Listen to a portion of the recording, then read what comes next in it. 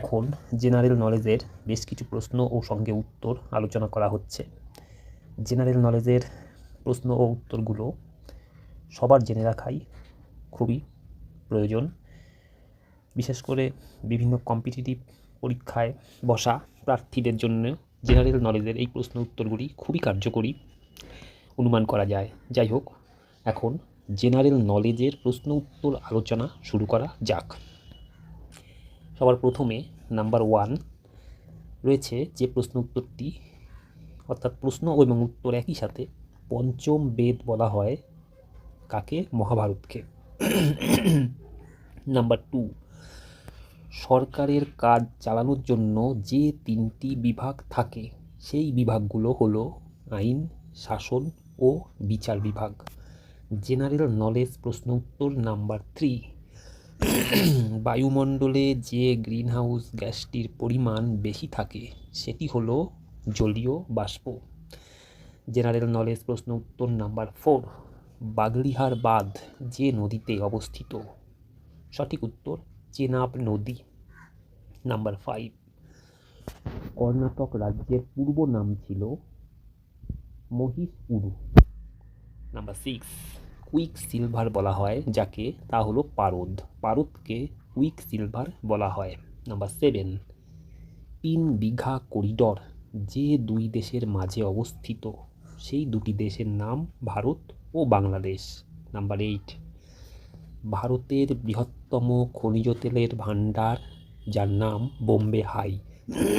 Number 9, Indian National আর্মির প্রতিষ্ঠাতা হলেন মোহন সিং। নাম্বার 10, পঞ্চ সিদ্ধান্তিকা বইটি লেখেন বরাহ মিহির। নাম্বার 11, কেন্দ্রীয় আলু গবেষণা কেন্দ্র অবস্থিত যেখানে, সেই স্থানটির নাম সিমলা, অর্থাৎ কেন্দ্রীয় আলু গবেষণা কেন্দ্র অবস্থিত সিমলায়। নাম্বার 12, বলোমিটার যন্ত্র দ্বারা পরিমাপ করা হয় তাপ বিকিরণ। নাম্বার 13, রক্তরসে জলের পরিমাণ হলো 60%। রক্তরসে 60% জল থাকে।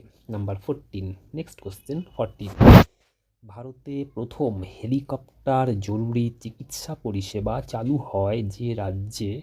উত্তরাখণ্ডে। উত্তরাখণ্ড রাজ্যে প্রথম হেলিকপ্টার জরুরি চিকিৎসা পরিষেবা চালু হয়।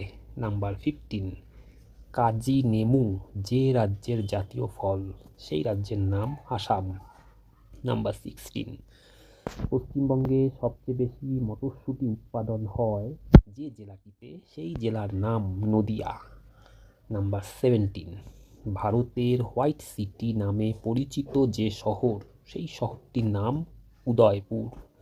নাম্বার 18, ভারতের যে জেলা প্রকৃতপক্ষে একটি দ্বীপ সেই জেলাটির নাম, আমরা সবাই দেখতে পাচ্ছি লেখাটি, লাক্ষাদ্বীপ।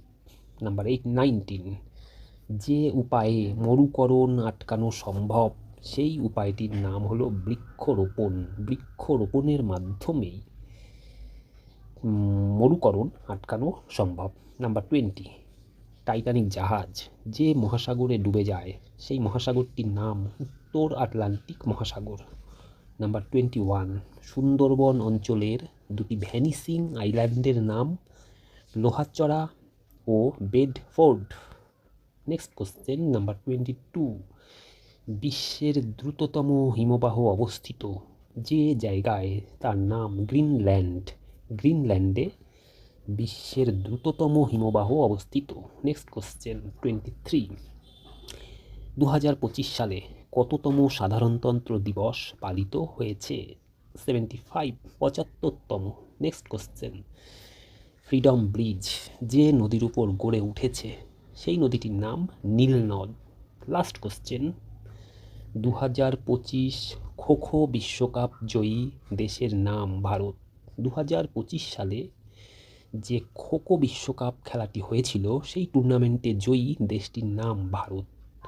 আজকের এই ভিডিওতে মোট 25টি প্রশ্ন ও উত্তর সরাসরি আলোচনা করা হলো।